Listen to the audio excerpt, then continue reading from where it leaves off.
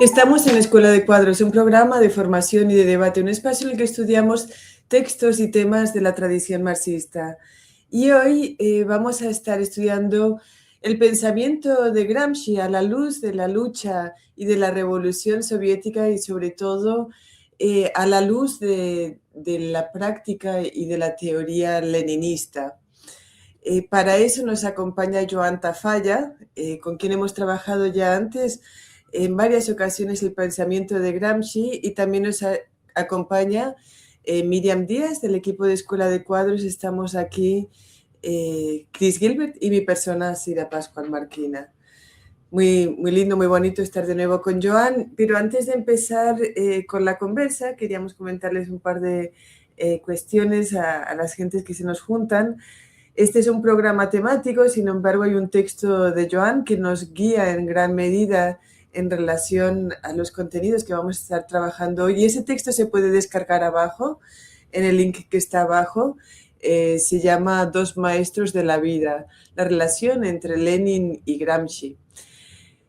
Recuerden también seguirnos en nuestras redes sociales, en X, en Escuela Piso Cuadros, y suscribirse a este canal de YouTube, Escuela Cuadros, darle a la campanita también para saber cuándo surgen, cuándo se publican nuevos contenidos, pues porque eso, por supuesto, el capital no promueve precisamente el pensamiento marxista en YouTube. Así es que, porfa, suscríbanse y denle a la campanita y denle me gusta también. En fin, ahora vamos a lo más importante, a lo que nos convoca en este programa de hoy, que es esa relación de la que hablábamos entre Gramsci y Lenin. Básicamente, Joan plantea que no es posible comprender a Gramsci si se menosprecia la importancia de Lenin en su pensamiento, ¿no?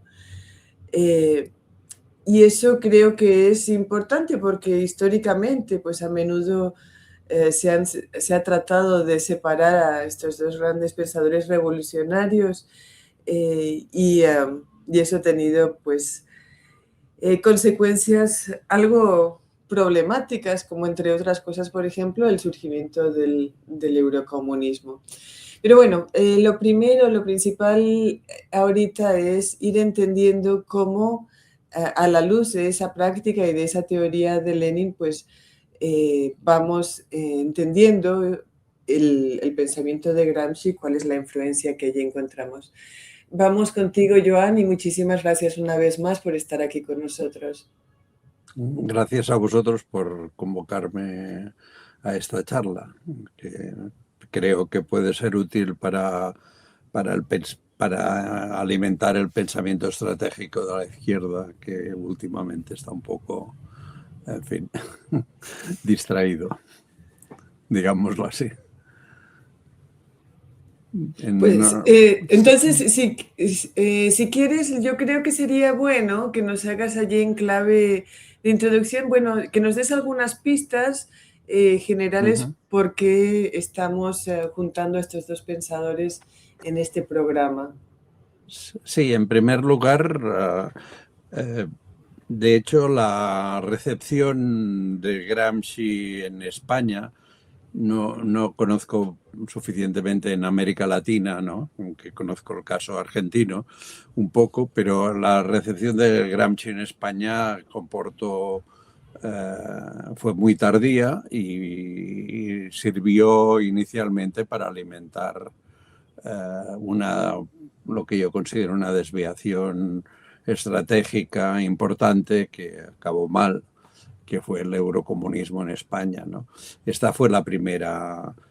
Entonces, es restablecer, y la base principal de ese planteamiento era tratar de decir que Gramsci rompió con Lenin, ¿no? O con el leninismo de los años 20. Esto requiere muchos matices, pero digamos, esta era la... Y la siguiente recepción que hemos tenido en España ha sido después de la crisis de 2008, con la aparición, con el movimiento del 15M y con el intento de algunos de hacer una guerra electoral relámpago para conquistar, decían, el cielo, quizá el gobierno, pero que ha acabado también en forma de revolución pasiva. Eso ha alimentado esta supuesta ruptura, ha alimentado dos revoluciones pasivas en nuestro país, y en Italia desembocó en la disolución del partido comunista más grande de Europa Occidental, ¿no? O sea, por tanto, discutir sobre este problema, bueno, al menos a mí me parece importante, ¿no? La tesis principal, la que defiendo y que defienden otros autores junto conmigo en una actividad colectiva que estamos haciendo, es que hay no se puede primero comprender a Gramsci sin comprender la Revolución Rusa y sin comprender su relación con Lenin.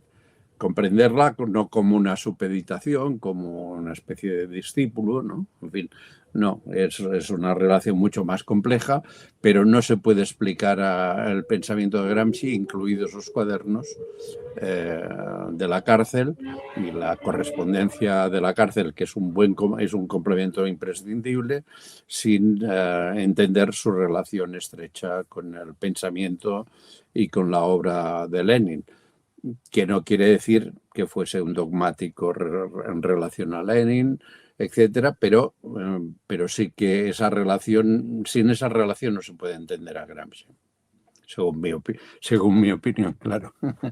En fin, pues seguramente fijo que hay otras opiniones. Joan, en el documento que estamos estudiando hay una afirmación a la que quisiera hacer referencia porque deja ver el carácter dialéctico de Gramsci, lo cual refleja un marxista crítico, alejado de todo esquematismo a lo largo del documento, ¿no? Y dice, para Gramsci los bolcheviques no eran marxistas, entre comillas, ¿no? Usted dice que de Gramsci, y usted lo cita y dice, viven el pensamiento marxista que no muere nunca, que es la continuación del pensamiento idealista italiano y alemán, y que en Marx se había contaminado con incrustaciones positivistas y naturalistas. Termino la cita, entonces quisiera consultarle cómo entendemos eso, cómo entender esto y en el contexto en el que fue dicho, ¿no? ¿Qué opinión le merece esta afirmación? Sí, es una afirmación del Gramsci más joven, ¿no? Que hace en diciembre de 1917, cuando habían pasado muy pocos días de la revolución de octubre en Rusia, y a partir también de un conocimiento escaso que se tenía en Italia sobre la figura de Lenin y sobre la propia revolución, porque no olvidemos que esa afirmación se produce en plena guerra mundial, y por tanto la información que llegaba a Italia sobre lo que pasaba en Rusia era una información escasa, censurada y en muchas ocasiones manipulada. Pero ahí Gramsci ya parte de su formación previa, que debe muchísimo a Georges Sorel y sobre todo a Benedetto Croce, que es el gran hegeliano italiano del siglo XX. Entonces, Gramsci considera que la Revolución Rusa negaba el marxismo ortodoxo y economicista. Yo pienso que es una opinión cierta. En fin, solo hace falta consultar la obra de Lenin justificando la revolución en un país que, según el marxismo ortodoxo y economicista de Kautsky, no podía haber sucedido. Era una revolución inesperada. Digamos, entre paréntesis, que todas las revoluciones suelen ser inesperadas. O sea, en fin, los teóricos se dedican a desarrollar, a crear sistemas para intentar explicar la evolución de la sociedad. Las revoluciones aparecen donde los teóricos nunca no las saben comprender, ¿no? Como dirá Lenin en ese mismo año 1917, creo que en las tesis de abril, la teoría es gris, el árbol de la vida es verde, ¿no? Entonces, Gramsci está polemizando con la dirección del Partido Socialista Italiano, que está diciendo que la Revolución Rusa es un error, que no debería haber sucedido, porque no está de acuerdo con las tesis del marxismo según Kautsky. El marxismo se creó después de la muerte de Marx. Yo suelo decir que soy marxiano, aunque suena mal, porque parece que sea marciano, quizá lo sea un poco, pero el marxismo se crea después de la muerte de Marx. Y muchas veces llevándola en contradicción con el pensamiento más vivo de Marx. Y esto es lo que señala Gramsci ahí en este texto. Pero ahí esa reivindicación del idealismo es una reivindicación, en el fondo, de Hegel. Y recordemos que una de las cosas que en Lenin propicia la ruptura con el marxismo ortodoxo de Kautsky y compañía es la lectura de Hegel que hace en Suiza. O sea, por tanto, hay una confluencia, aunque no se conozcan aún, hay una confluencia importante en ese texto.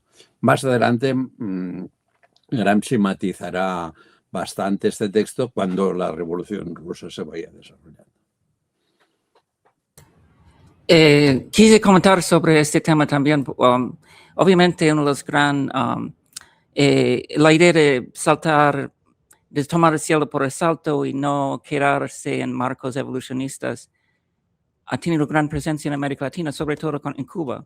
Cuando se dio la Revolución Cubana, había muchos europeos que dijeron, no, el socialismo no es posible en tal contexto, y se repitió un poco la dinámica de la revolución bolchevique en aquel momento.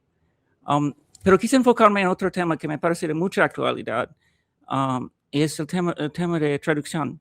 Traducir la problemática que mencionaste en el texto de traducir Marx en distintos contextos.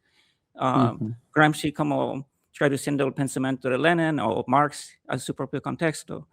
Obviamente Lenin también, gran parte de la obra de Lenin es traducir el marxismo en un contexto dado. Y para mí la parte más importante de esta traducción es el protagonismo que Lenin da a los campesinos. Eso es como un nuevo elemento y es como dar la mano a una tradición popular, una tradición endógena en Rusia. Eso tiene mucha actualidad en América Latina y el gramsciano, por decirlo así, más importante de América Latina es José Carlos Mariátegui, claro, cuyo dicho más famoso es ni calco ni copio, sino creación heroica. Y una cosa que quiero resaltar como lector de Mariátegui, que me parece cierto también de Gramsci, es que casi nunca cita Marx. Mariátegui es un marxista fiel, él dice convicto y confeso, pero siempre está operando más con la metodología de Marx que con citas de Marx. Y eso parece muy exótico hoy en día, pero era su forma de hacer marxismo.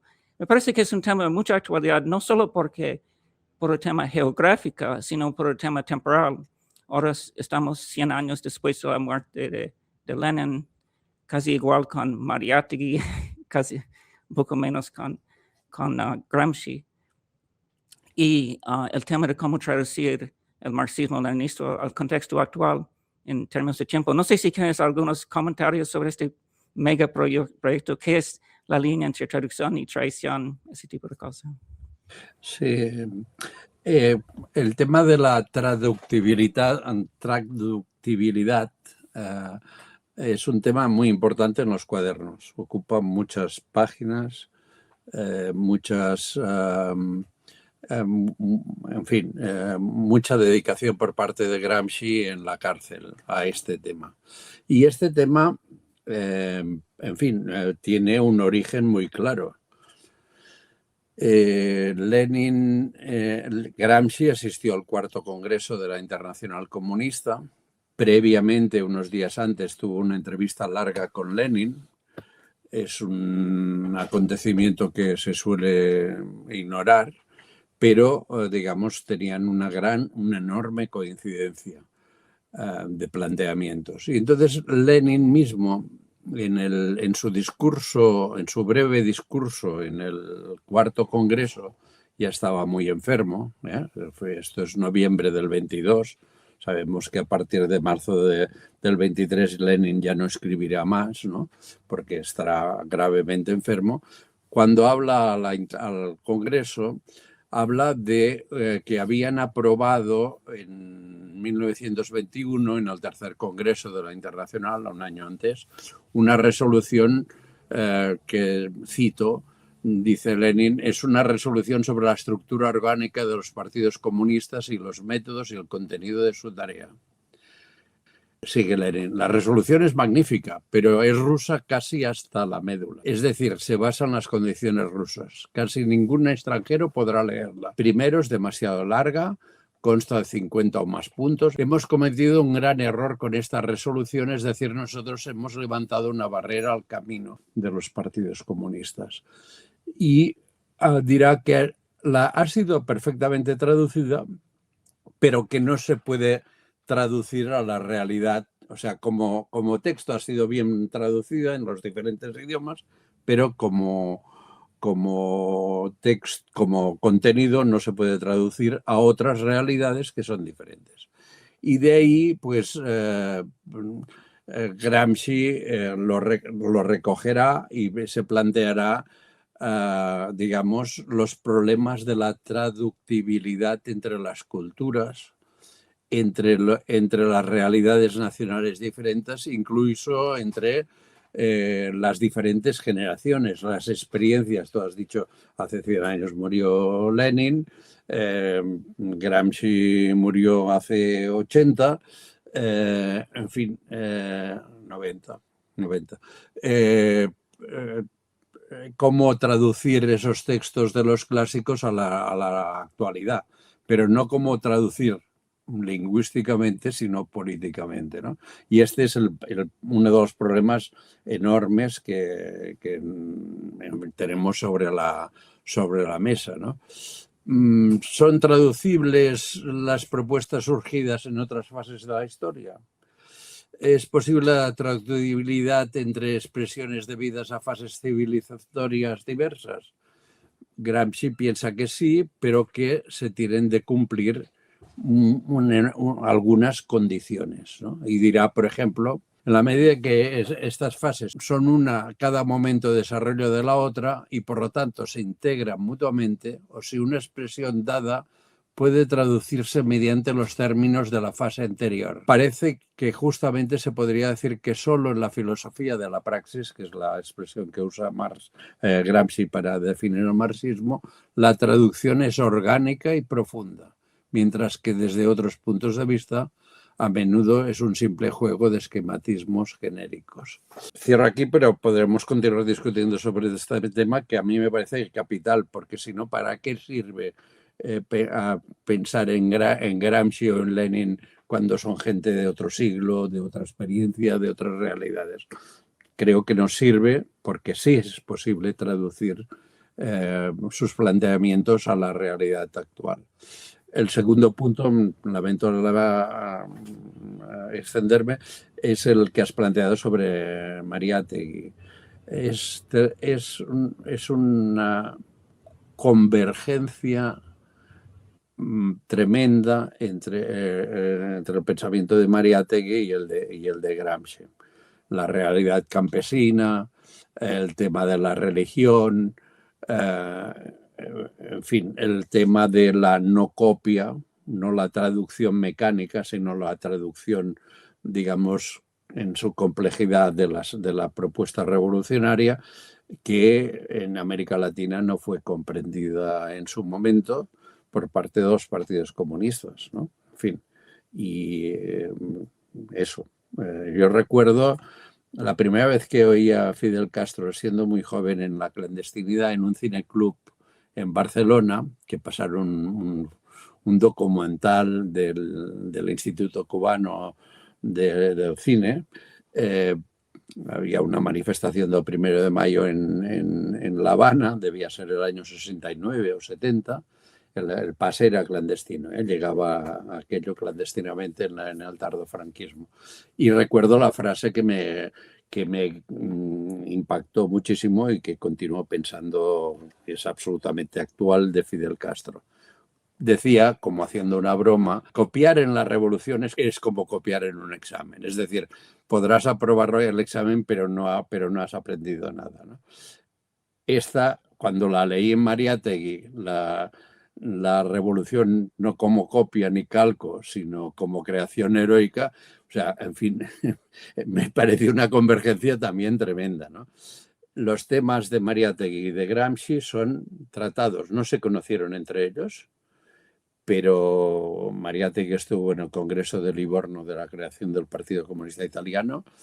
Mariátegui recibió una influencia importante de Georges Sorel y de ahí lo de la creación heroica. En fin, este tiene un origen soreliano, creo yo, importante, y Gramsci también la tuvo. O sea, hay una especie de convergencia entre ambos, aunque no se conocieran y aunque operasen en realidades absolutamente muy distantes, ¿no?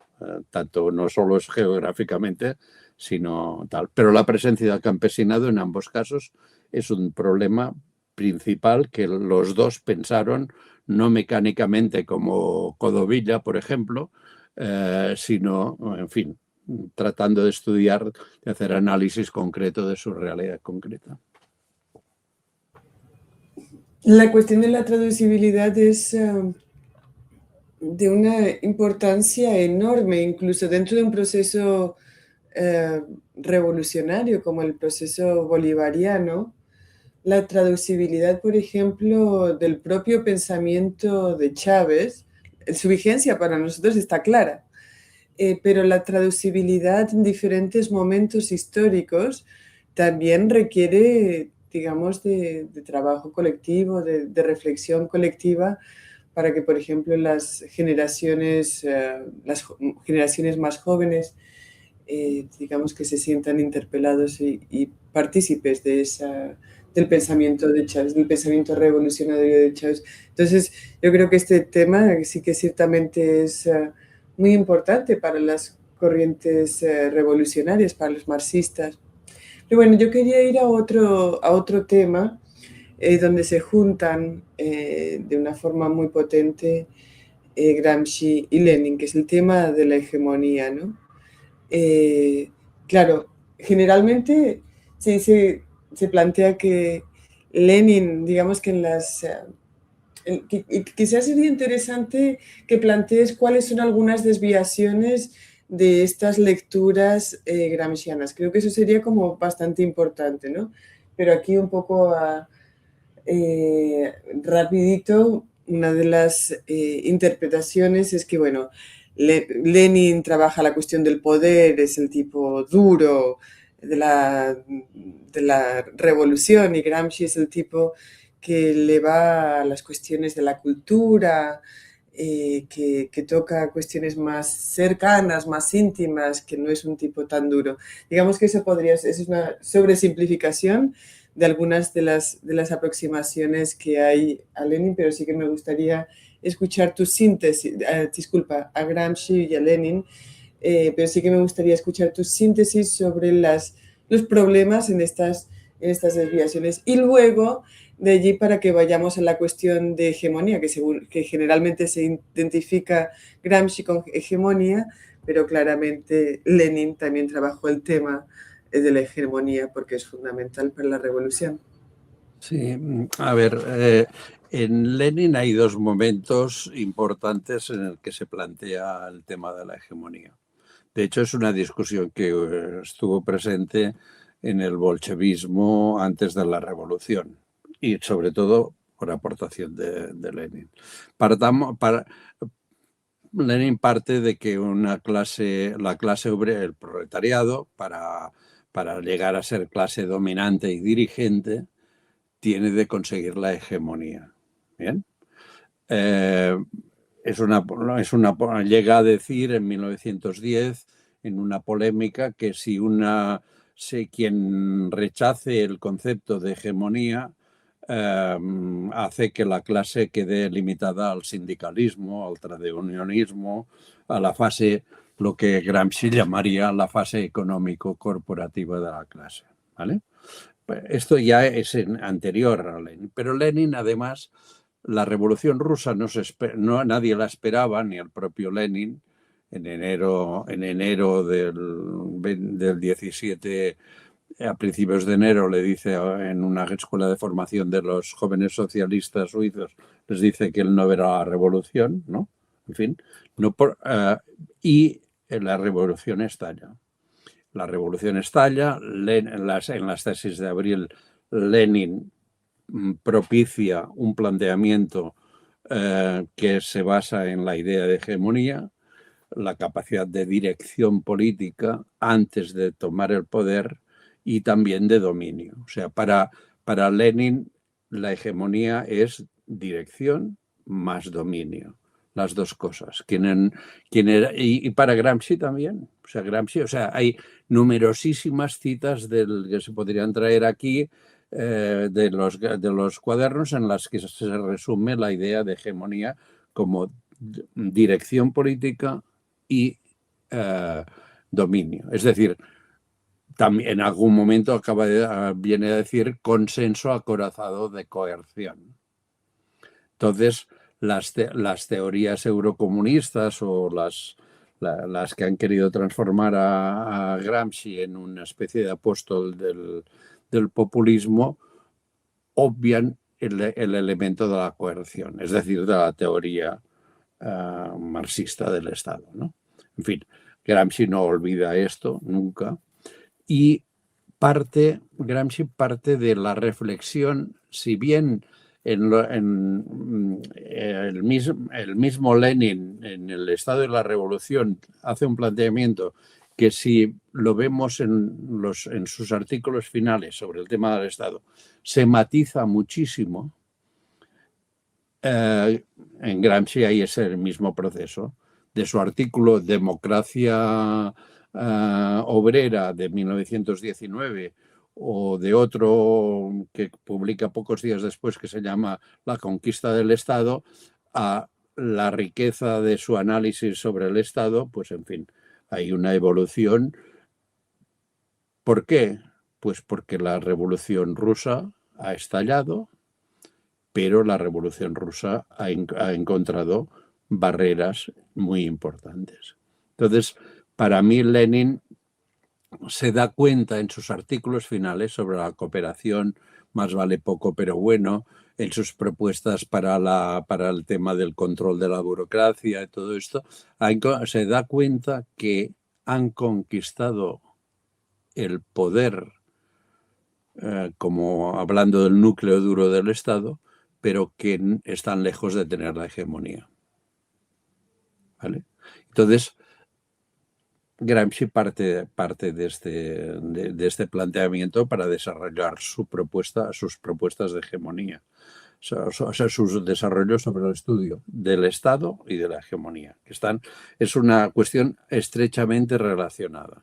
Entonces, Gramsci dirá en los cuadernos, dirá que el Estado no es solo el aparato administrativo represivo, que el Estado hay que tener una concepción integral del Estado, hay que entender que el Estado tiene su expresión en el último rincón de una formación social, ¿no? Y que conforma la mentalidad y la forma de pensar, y Lenin dirá que para conquistar la hegemonía a pesar de tener el gobierno, se tiene que producir una revolución cultural.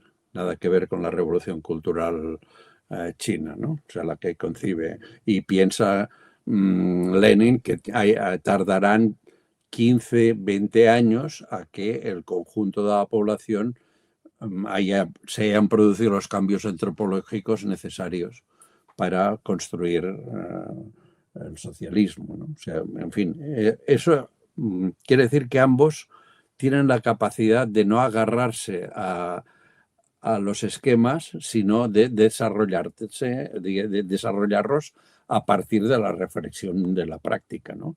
La práctica en la Revolución Rusa es esa, la práctica en Italia para Italia es la derrota de la Revolución Obrera en el Bienio Rojo y, por tanto, la necesidad de reconocer que Italia es un país básicamente campesino, que solo se puede producir una revolución social sobre la base de que la clase obrera sea capaz de aliarse con los campesinos y con un sector de los intelectuales, no entendido como los intelectuales así de la academia, sino como de los intelectuales orgánicos que organizan a la clase, ¿no?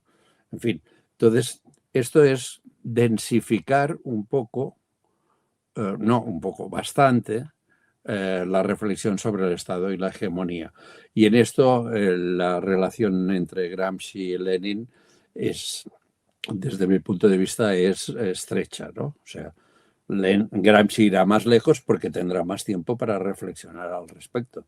Lenin, cuando está haciendo esta reflexión más dura, en fin, morirá poco tiempo después, ¿no? En fin, y eso hace que muchas veces haya marxistas, leninistas que se agarren a textos del Lenin de antes de la revolución y no a los textos de cuando la revolución se ha producido y han aparecido problemas muy profundos que requieren una reflexión bastante más amplia y bastante más sintética, ¿no? Más de entender la realidad como totalidad concreta y no como un esquema, una realidad a la que hay que aplicar un esquema y hay que aplicarlo como sea, aunque sea con la fuerza brutal del Estado y no con la capacidad de entender el Estado como algo mucho más amplio que el simple aparato administrativo, represivo, ejército, etc. Bien, creo que tiene relación precisamente con lo último que acaba de mencionar, lo que quería que nos ayudara un poco a profundizar y con lo de la hegemonía, porque ciertamente hay algo que ocupa un papel central, digamos, en el aporte de Gramsci, tiene que ver con el carácter inseparable también, como lo menciona ahí en el documento, de la lucha por el socialismo, con la lucha por un nuevo orden civilizatorio, y eso tiene que ver, ¿no?, con la cultura. Se refiere precisamente al papel de la cultura o a lo que él llama reforma intelectual y moral, superando ese carácter economicista, ¿no?, de ese marxismo. Entonces, quería pedirle un poco que nos hable de cuáles son los elementos centrales, según Gramsci, de esa reforma intelectual y moral, por supuesto, respetando las especificidades de cada realidad, ¿no? De la de Rusia en ese momento, la de Italia también, y cómo entenderla, no solamente en ese contexto, sino para las luchas políticas de las izquierdas en el presente. Bueno, es una pregunta un poco amplia. La última parte sobre las implicaciones políticas, en fin, creo que yo no me atrevo a mi edad, después de cerca de 60 años de militancia, a decirle a nadie, mi experiencia me ha enseñado a no decirle a nadie qué es lo que tiene que hacer, ¿no? Políticamente. Sí que a intentar ayudar a sacar extraer, como hacemos con un limón, extraer el zumo del limón para ayudar a que las organizaciones y los colectivos militantes hagan una mejor reflexión sobre los problemas. Vamos a ver. Está claro. Aquí, en primer lugar, hay una conexión en estas reflexiones de Lenin y de Gramsci sobre Lenin, sobre la revolución cultural, y de Gramsci sobre lo que llama reforma intelectual y moral. hay una relación estrecha con algo que planteaba el Che, que era la necesidad de la creación del hombre nuevo, ¿no? En fin, o sea, es un campo teórico y práctico fundamental. Si no se produce una nueva antropología, una nueva forma del ser humano, ¿no? Es difícil construir, será imposible construir el socialismo. El capitalismo estuvo durante siglos creando una antropología concreta, que es la del hombre individual, que lucha, que compite, que pelea con sus iguales para superarse y para superarlos y para explotarlos, oprimirlos, etc. Y el socialismo como sociedad de seres humanos libres e iguales necesita otra antropología. ¿Cómo se produce eso? Tomar el poder de pronto, porque hay una coyuntura que permite tomar el poder, no significa que eso esté ya o sea, ya esté masivamente. No sé si me explico en este aspecto, ¿no? Y entonces, entonces Gramsci llega a decir que la hegemonía no solo es capacidad de dirección y de dominación, sino que es un cambio antropológico de carácter molecular. Estudia cómo la burguesía francesa, en un libro de Groetusen, por ejemplo, la burguesía tardó siglos a formarse como clase y a tener los instrumentos básicos para llegar a la toma del poder, ¿no? Entonces es aquella problemática gramsciana de la hegemonía antes de la toma del poder y después de la toma del poder. Y Gramsci hace la misma operación para la burguesía italiana. Eso lo traduce en el cuaderno 25 y 27, lo traduce al estudiar la formación de lo que llama clases subalternas, el proceso por el cual las clases subalternas pueden llegar a hacer un cambio que considera que tiene que producirse en las formas de vida, en su cosmovisión, en la forma de entender el mundo, pero también de entender la vida, y ese proceso va a ser largo y molecular, hasta que las clases subalternas estén en condiciones de gestionar, de tomar el Estado, no solo el aparato del Estado, sino el Estado de forma como planteamiento integral, ¿no?, de las formas de vida. Este proceso para Gramsci es un proceso lento, y creo que para Lenin, para el último Lenin percibe eso claramente cuando se da cuenta que las masas campesinas, pero también parte de la clase obrera, no están aún operando como seres humanos fraternales e igualitarios, a pesar de que hayan tomado el poder. O sea, esto densifica mucho nuestra reflexión. La revolución pasa extrañas veces en la vida, pero pasa. La rusa, la cubana, la venezolana pasa, pero la continuidad de las clases subalternas es largamente pasiva hasta que se transforman en sujeto, ¿no? Entonces, este es el tipo de reflexión que yo creo que la izquierda actual no incorpora de Gramsci. O sea, la izquierda actual piensa que Gramsci es un politólogo que calcula en base a las encuestas cómo podemos convencer aquí o allá a la gente, en lugar de pensar que la intervención de la izquierda tiene que ser propiciar esos cambios en las formas de vida, acompañar a la clase desde dentro de las clases, no desde fuera dando lecciones. En fin, este es un poco la forma en que yo leo a Gramsci actualmente, ¿no? Para mí leer a Gramsci es una tarea militante, no es una tarea académica, aunque aprenda mucho de los académicos que estudian a Gramsci, que hay actualmente muchos y muy buenos, ¿no? Pero para mí el problema es cómo la izquierda, que quiere superar el capitalismo, llamémoslo de otra manera, hacer la revolución, en fin, tiene de actuar. Y si no actúa propiciando los cambios en las formas de vida y en las formas de entender el mundo que tienen las clases subalternas, no va a conseguir victorias a lo mejor tácticas, pero después el castillo de naipes se va a caer. En fin, no sé si he sido un poco confuso, pero esto es la forma en que más o menos que lo veo yo. Mencionaste el Gramsci, leyendo Gramsci de forma meramente como un politólogo. Ciertamente hay gramsciismo de derechas.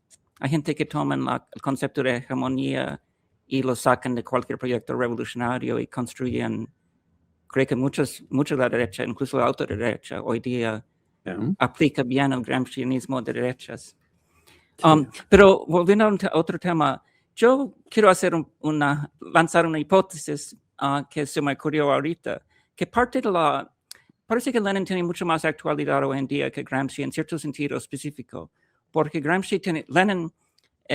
nosotros recordamos Lenin por muchas razones, pero quizás el elemento de más actualidad hoy día es el imperialismo, es su teorización del imperialismo, porque hay tanta evidencia hoy día que la contradicción principal es con el imperialismo, el eje imperialista única, creo yo, que es Estados Unidos y sus subimperialismos europeos y japonés.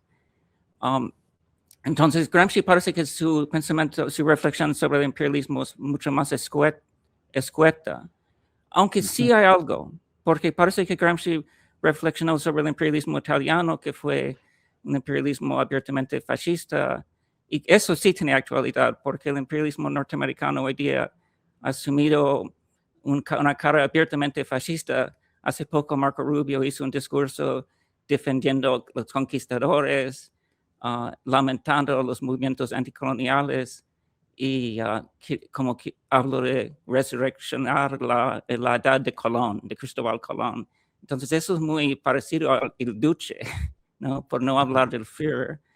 Entonces quizás este elemento de Gramsci sí tiene actualidad porque con un imperialismo que sí es abiertamente recolonizador, con una cara abiertamente fascista. Sí, a ver, brevemente sobre la primera parte de tu intervención, yo creo que la extrema derecha ha aprovechado más a Gramsci que la izquierda actual. Simplemente, o sea, esto apareció en Francia primero, pero forma parte o sea, tienen muy claro el tipo de cambio antropológico que necesitan para establecer los regímenes fascistas actuales y la lucha cultural, en fin, todo lo que nos están enseñando en estos momentos. De hecho, en fin, esto solo para apuntarlo por si después queremos hablar un poco más sobre esto, pero bueno. Entonces, Gramsci, de hecho, en los cuadernos sí que tiene reflexiones sobre la geopolítica. Pero no es la parte dominante de los cuadernos, ¿eh? O sea, sí que tiene presente porque, bueno, en fin, el gran desastre de la izquierda actual es que hubo un libro de dos señores que se llamaba Imperio y que ha despistado absolutamente a la izquierda actual. Gramsci mantiene los planteamientos de la Tercera Internacional respecto al imperialismo y al colonialismo. Gramsci conoció el encuentro de Bakú cuando Lenin y sus compañeros se dan cuenta que la revolución ha fracasado en Europa occidental y giran su mirada hacia el este. hacia la India, hacia China, hacia los países musulmanes, etcétera, en el encuentro de Bagdad. Todo esto lo tiene en cuenta. Sí que hay un elemento que puede ser de Gramsci, que puede ser de enorme interés para el análisis de la contemporaneidad. Es el tema de la cuestión meridional. En el tema de la cuestión meridional, el texto de Gramsci de 1926, pero que desarrolla en muchas que desarrolla en los cuadernos, como le dice a su cuñada cuando le dice que va a empezar a escribir los cuadernos, una parte de lo que le dice en la carta es voy a desarrollar en mi trabajo en la cárcel, voy a desarrollar lo que apunté en la cuestión meridional. Texto de 1926, 70 páginas, muy fácil de, digamos, de leer y de trasladar a las realidades actuales. Y es la reflexión sobre el colonialismo. En el caso de la cuestión meridional, es la cuestión del colonialismo interior. Antes, o sea, Gramsci en la cuestión meridional, claro, se plantea la alianza entre la clase obrera y los campesinos, que mayoritariamente en Italia estaban en el sur, aunque había en toda la... Y se plantea que la unificación italiana, la formación del Estado italiano, es una conquista militar de carácter colonial para ampliar el territorio, el mercado nacional de los industriales del norte y para explotar una fuerza de trabajo más barata, y que eso tiene sus repercusiones de tipo cultural. Entonces, en este texto y en los que en los cuadernos se desarrolla esto, creo que para la reflexión sobre el tema del colonialismo y del imperialismo actual, Gramsci nos es útil. No para los grandes análisis geopolíticos que tenemos y que hay que hacer ahora, pues, en fin, porque en fin, su texto es de 1926, la situación ha cambiado radicalmente, ¿no? Pero sí los criterios de análisis del colonialismo, del intercambio desigual, del desarrollo desigual de las diversas formaciones políticas, todo esto como criterios metodológicos en Gramsci encontramos elementos yo pienso, de enorme interés.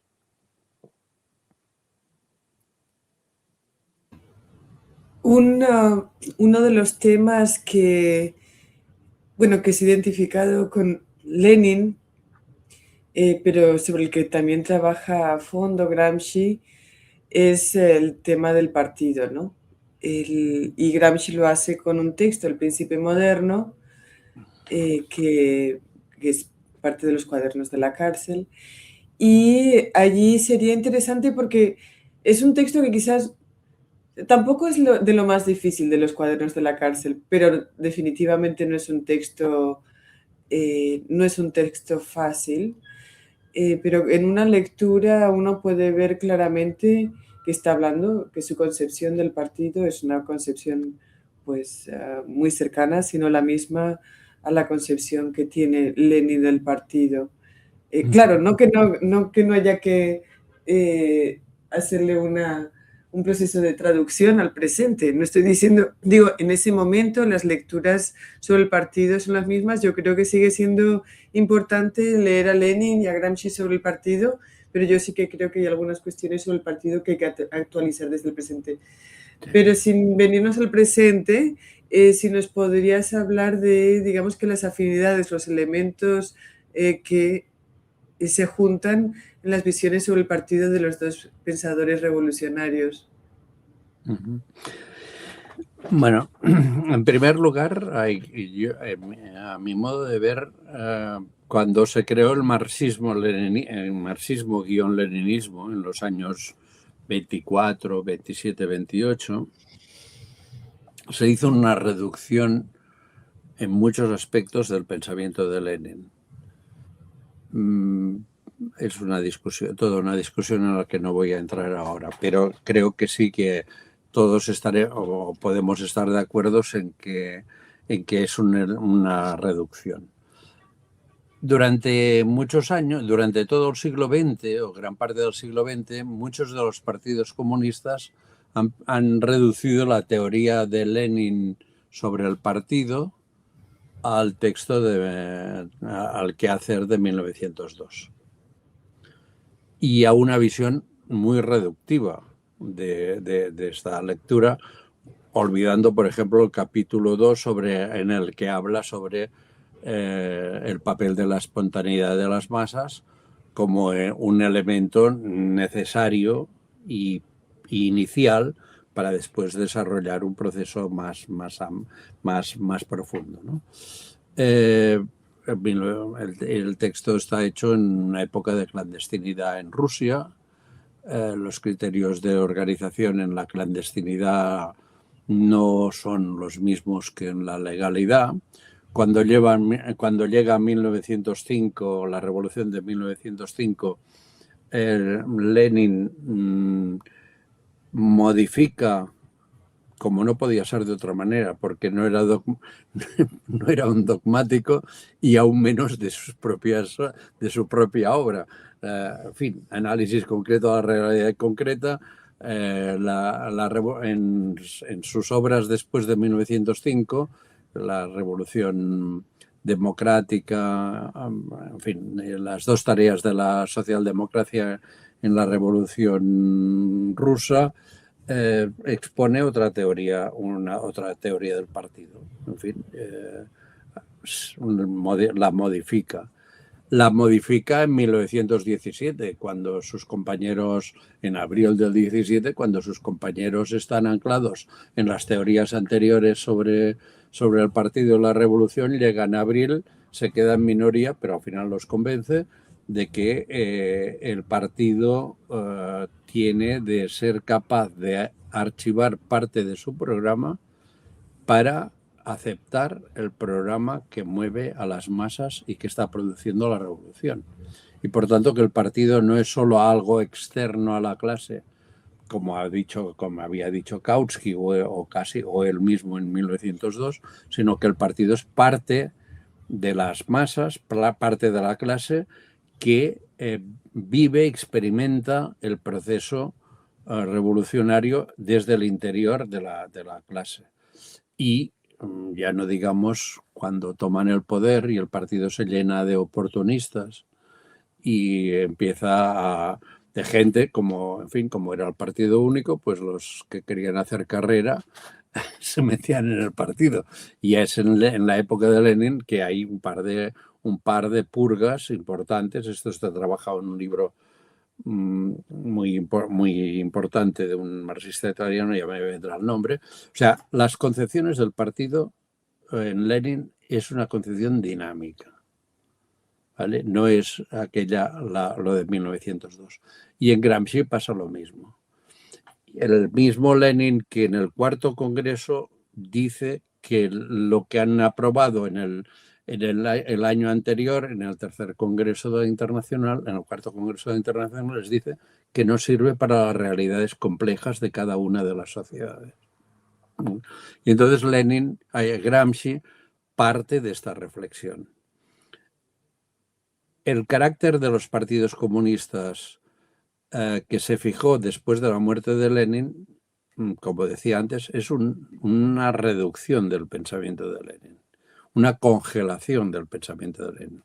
Y Gramsci, sobre todo en el contexto del sexto Congreso de la Internacional Comunista, en la que hay un cierre, se clausura la política de frente único, defendida por Lenin, por Trotsky, se clausura en el sexto congreso, se entra en una fase de un sectarismo terrible que tiene consecuencias también terribles y en la concepción del partido se cierra de forma brutal, ¿no? El partido es prácticamente el maestro director de las masas que desde fuera les dice a las masas lo que tienen de hacer. Gramsci en el cuaderno 13, pero a lo largo de todo el desarrollo de los cuadernos, dibuja otro modelo de partido. Un modelo de partido que es parte de la clase. Claro que es la parte más avanzada de la clase, pero es parte de la clase. Que no puede dar, como decía el Che, la columna guerrillera tiene de avanzar al paso del más lento.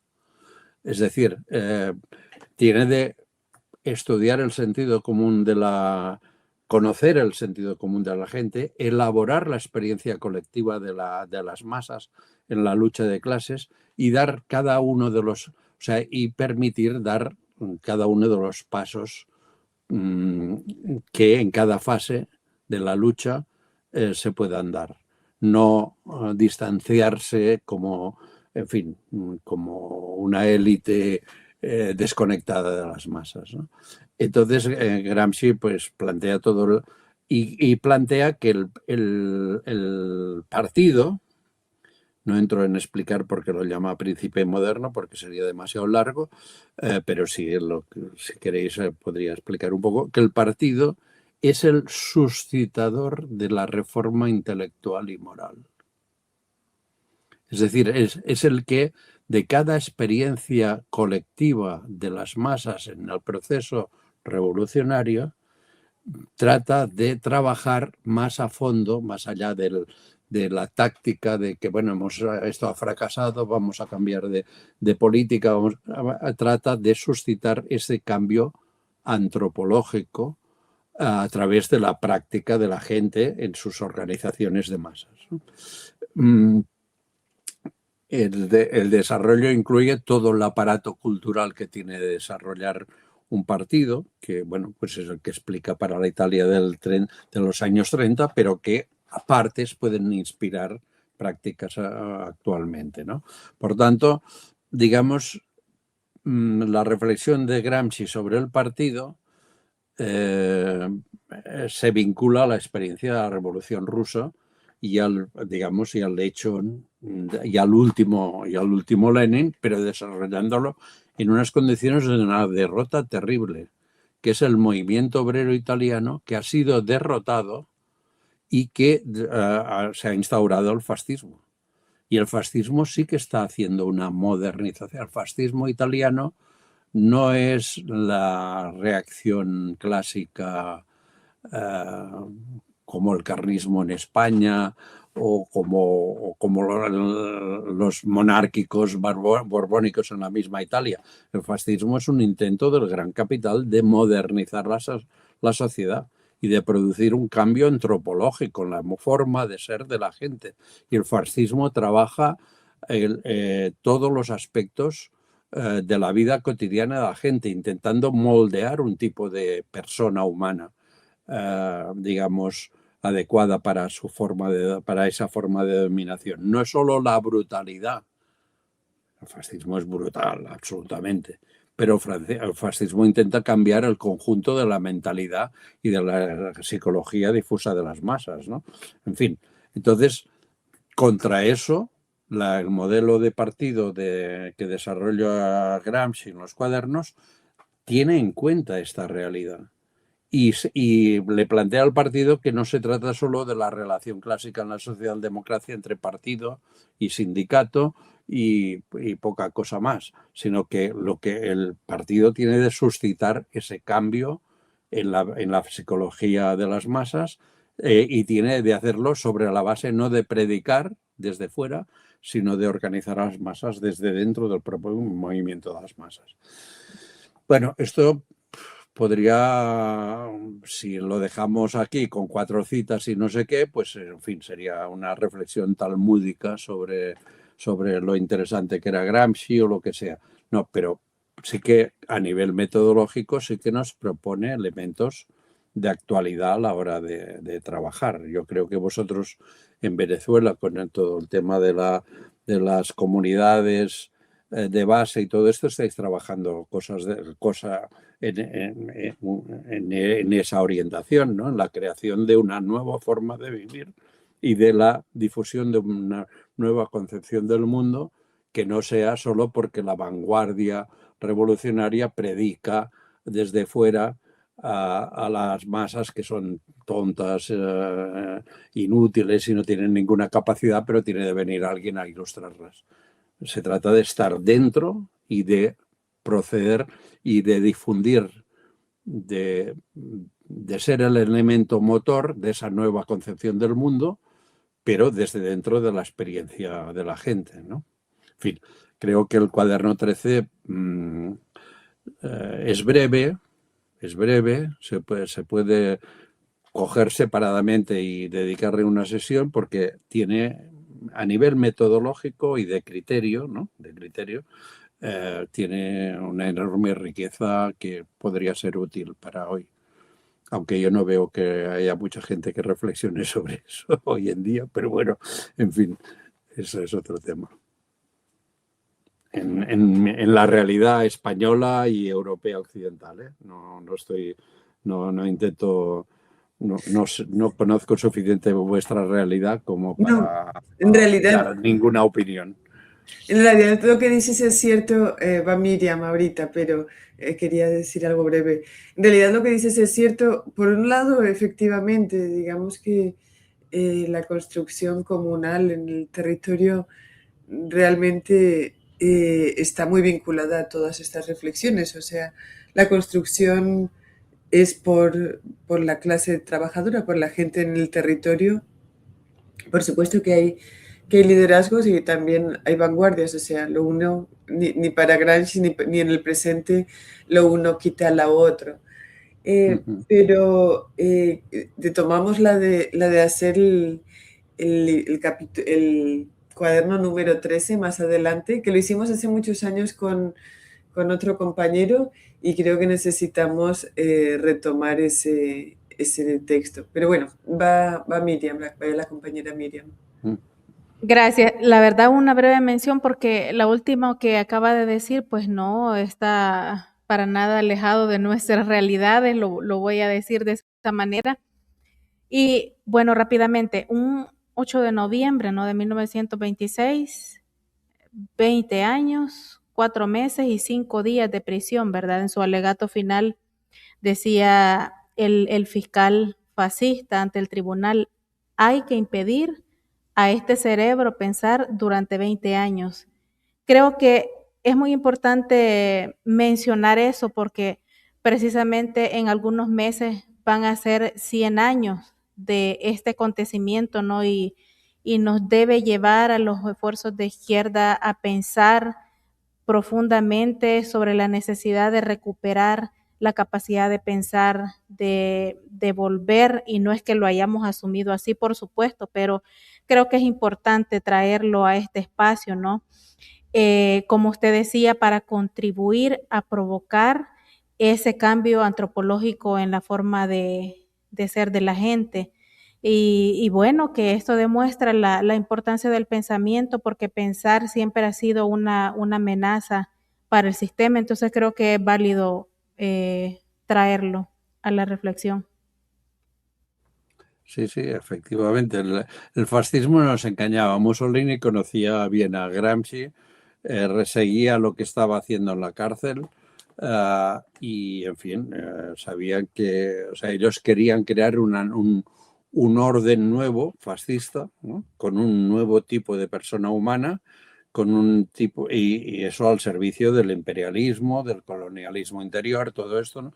Y por tanto sabían que el peligro no estaba en algunos sectores de la izquierda socialdemócrata, algunos de ellos muy honestos, en fin, como Matteotti y otra gente, ¿no? O sea, tampoco no, ni tampoco en, digamos, en Amadeo Bordiga, que era un tipo brillante y carismático, pero que no tenía esta reflexión más, sabían que el pensamiento, y entonces, efectivamente, yo creo que leer a Gramsci continúa teniendo un interés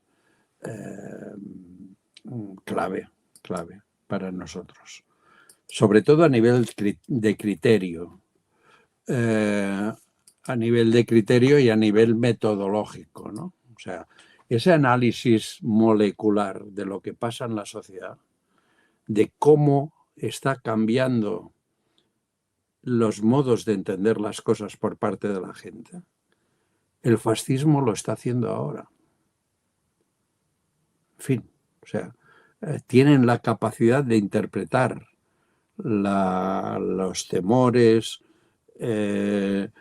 la precariedad, etcétera, de la gente que está viviendo las grandes masas para darles soluciones falsas al problema. La izquierda, aparte de hacer coaliciones electorales y discutir el orden en las listas y tal, debería, en fin, hacer esta reflexión más a fondo y ayudar a organizar a la gente para resolver sus problemas, para conquistar una cierta autonomía, su autonomía como clase, y para poder pensar que es posible cambiar las cosas, ¿no? Porque el avance del fascismo también se basa en un sentido común falso, pero que es muy difundido, que es la idea de que no se pueden cambiar las cosas, que siempre habrán los de arriba y los de abajo, y que lo máximo, y que, en fin, debemos aspirar a que haya un dirigente máximo que nos resuelva todo y un Estado muy duro y represivo para resolver los problemas, ¿no? En fin, ese es un terreno de lucha en el que la lectura por parte de cuadros de la izquierda de textos de los textos de Gramsci puede ayudar a hacer que nuestro pensamiento sea un poco más denso, más adecuado a la realidad concreta de la gente, ¿no? Varias veces en el texto, 2 veces creo, mencionaste la idea que Gramsci manejaba un concepto constructivista de la clase social.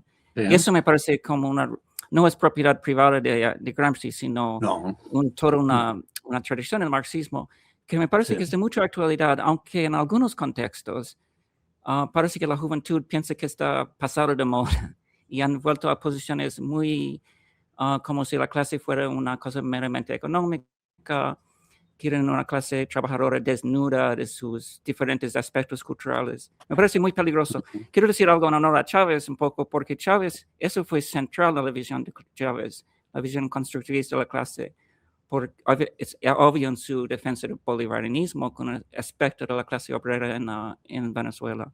Por no hablar otros elementos también importantes son los aportes indígenas y afro-venezolanos a la formación de la clase social.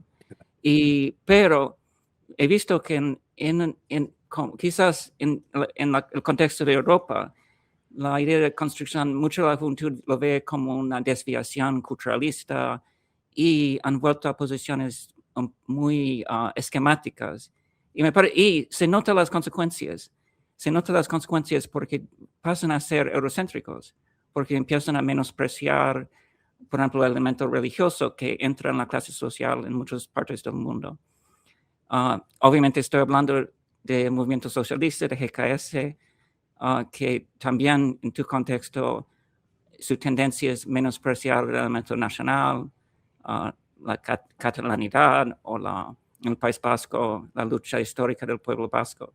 Entonces, yo creo que quiero como defender este elemento, porque creo que la visión constructivista es el único camino hacia la victoria de la clase. Sí, Joan, claro. yo voy a pedirte que expliques un poco, ¿no?, lo que es la visión, porque esta visión constructivista de la clase, porque Chris la menciona rápidamente, pero creo que es importante que la gente que te escucha, que nos escucha en este programa, que entienda los elementos que está poniendo Gramsci sobre la mesa en su estudio, en su metodología para entender la constitución de la clase trabajadora, de la clase obrera. Sí. A ver, Gramsci no inventa nada nuevo. Hay que leer el capítulo primero del Manifiesto Comunista. O sea, en fin, cuando se explica que la clase se va construyendo a partir de la lucha de clases. O sea, no hay clases sin lucha de clases. Y la lucha de clases permite la experiencia colectiva, la clase si puede deliberar sobre su experiencia colectiva en la lucha en organismos que trabajen su autonomía respecto a las clases dominantes, pues puede, quizá, en función de cómo se vaya desarrollando la situación, puede llegar a salir de la subalternidad, de ser una clase dominada, a tener una visión más amplia y de una visión del Estado, ¿no? En fin, esto en Gramsci está recogido, él pone en esas denominaciones que en los cuadernos de cárcel tiene de inventar, ¿no? Pero que hoy los usamos. Habla de las fases de la construcción de la clase. La frase primera, y en esto es de Lenin, de primero de parvulario de Lenin, ¿no? La frase primera es la fase del tradeunionismo, del sindicalismo. Pero para llegar a tener las experiencias de las diversas fracciones de clase, un planteamiento común en la defensa estrictamente de los intereses económico-corporativos, a veces pasan décadas para que esto se produzca. Hoy con los medios de comunicación parece que pueda ser más rápido, pero también, en fin. Y una clase llega a constituirse como clase cuando llega a tener una concepción política del Estado. Es lo que Gramsci llamará la fase ético-política. Lo llama por razones de censura en la cárcel, pero también, digamos, para el pase de la fase económica corporativa a la fase política, ¿vale? La fase política es cuando una clase tiene suficiente conciencia de sí misma, es una conciencia que le viene a partir de la experiencia, de la intervención de las vanguardias, pero sobre todo de la experiencia masiva de la gente, y puede llegar a tener la idea de que debe conquistar el Estado, no como Estado estrictamente, como decía antes, como pura coerción, como pura administración de las cosas, sino también el Estado como modo, como cosmovisión, como visión del amor. Entonces, sí, yo estoy observando en Europa Occidental y en el Reino Borbónico de España un acierto como el posmodernismo ha liquidado la idea de clase, la ha fragmentado mucho, etcétera, pues a una reacción por parte de gente joven que tienden más a una visión de que la clase es aquella que produce la plusvalía en las relaciones de producción. Bueno, pues las relaciones de producción para Marx y para Gramsci y para Lenin no se limitan a las relaciones de producción económicas. Las relaciones de producción son las relaciones de producción de la vida, de la forma de eso, de la economía, pero también del conjunto de la vida, ¿no? Yo espero que esa reacción un poco que reduce a la clase a lo corporativo vaya cambiando. Yo creo que las nuevas generaciones tienen derecho a hacer su experiencia, a desarrollarla, a madurarla, sin que los viejos, como yo, pues les tengan de estar diciendo todo el día lo que hacen mal, ¿no? Yo creo que sí que la lucha de clases va a enseñar y va a hacer madurar estos movimientos que tienen un aspecto sano porque, en definitiva, están reivindicando un papel más combativo y más reivindicativo de la clase, pero hay que ir más allá de eso. La vida, el capitalismo no es solo lo que pasa dentro de la fábrica, que lo es y se ha olvidado. El capitalismo es el conjunto de relaciones sociales, la relación entre hombre y mujer, las relaciones entre territorios. La clase a veces toma conciencia, como nos mostró Thompson, a través de la religión. Mariátegui también de determinadas formas de religión. Hay formas de religión que son alienantes y que son para continuar que la gente continúe siendo oprimida y explotada, ¿no? Pero hay formas de religión que a veces propician la toma de conciencia, digamos, de carácter anticapitalista o revolucionario, ¿no? Entonces, y la revolución no será nunca copia de lo que fue. En fin, y lo mismo con el hecho nacional, ¿no? O sea, es decir, el hecho nacional, en la lucha antiimperialista, por ejemplo, el hecho nacional juega un papel clave en la lucha anticolonialista también, ¿no? Y por tanto, en fin, la revolución en Argelia no estaba prevista en el manual del Partido Comunista Francés, por supuesto, aunque había comunistas que murieron en Argelia a favor de la revolución, que eso también lo quiero reivindicar, como Henri Alec o otros, ¿no? Que, en fin, pero la cuestión nacional, la cuestión de la religión, la diversidad étnico-cultural, cómo se pasa de la confrontación entre fracciones de la clase a acciones unitarias que permitan llegar a una visión más global de la clase y superar, digamos, las trampas que nos pone el enemigo. En fin, esto yo creo que estos jóvenes que están surgiendo ahora, que hay algunos muy interesantes, lo irán aprendiendo en la práctica, y yo no soy no me atrevo a mi edad, en fin, decirles qué es lo que está bien, mal o regular. Yo les diría que lean un poco más el Manifiesto Comunista, que lean un poco más a Lenin, a Gramsci, y seguro que con la experiencia práctica de su lucha, combinada con la reflexión teórica, pues van a madurar y van a dar buenos frutos, aunque yo a lo mejor no los vea. Joan, muchísimas gracias por tus reflexiones y por esa lectura de Gramsci y Lenin, que aquí en Escuela de Cuadros pues es bien bonito juntarlos a los dos, ¿no? Contigo hemos hecho varios programas sobre Gramsci, sobre Lenin tenemos seguramente 100 programas.